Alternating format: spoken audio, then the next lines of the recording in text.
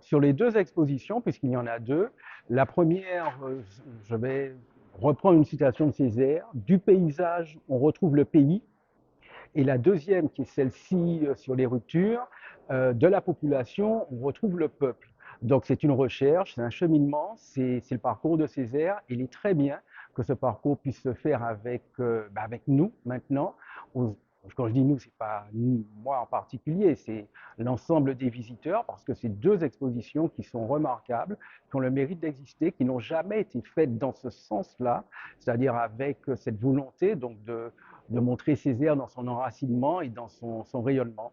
Donc c'est une œuvre pédagogique, c'est une œuvre pour l'histoire aussi, et puis l'histoire qui continue et qui continue à s'écrire. Voilà, bravo. Hier soir, j'étais sur scène dans la pièce Une tempête, donc d'Aimé Césaire. Et pour moi, c'était important d'être là. Lorsque j'ai su qu'il y avait une visite guidée par Colette Césaire, bien, je me suis précipitée.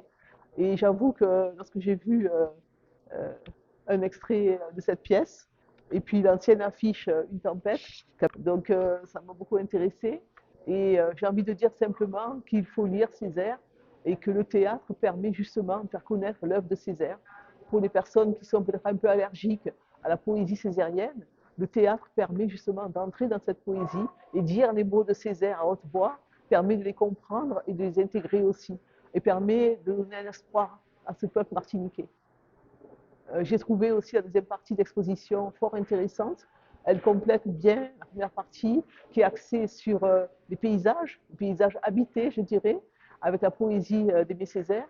Cette seconde partie est intéressante sur le plan à la fois politique, mais également sur le plan historique, même si Colette Césaire a bien dit qu'elle n'est pas historienne, mais elle complète l'apport et les connaissances. Colette a parlé de transmission. Cette exposition est un pan de transmission pour la Martinique et pour les populations qui viennent d'ailleurs également. Et je pense qu'il faut qu'elle soit visitée par des jeunes, de nombreux jeunes, pour qu'ils puissent s'imprégner de cette poésie césarienne et ne pas être simplement dans la vision lointaine de Césaire, comme maire de Fort-de-France uniquement, mais que les jeunes puissent s'initier à cette poésie et n'hésitent pas à aller justement vers les écritures de Césaire.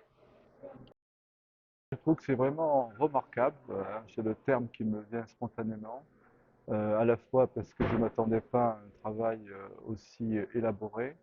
Naturellement, il y a beaucoup d'éléments que nous connaissions déjà, mais la force de l'exposition, c'est de nous amener à revisiter, à voir sous un angle différent ce que nous pensions déjà connaître. Et il y a une dimension pédagogique aussi à laquelle je suis très sensible. Je pense que c'est vraiment, ça arrive à point nommé pour rappeler aux gens tous ces éléments qui, pour certains d'entre eux, sont du passé, mais qui permettent de comprendre le présent et puis qui aussi indiquent des voies d'avenir. Je crois qu'il était bien aussi de voir que dans le public, il y avait quelques jeunes. J'espère que cette exposition en verra d'autres et surtout qu'elle aura un itinéraire dans tous les lieux qui comptent en Martinique, mais aussi en dehors de la Martinique.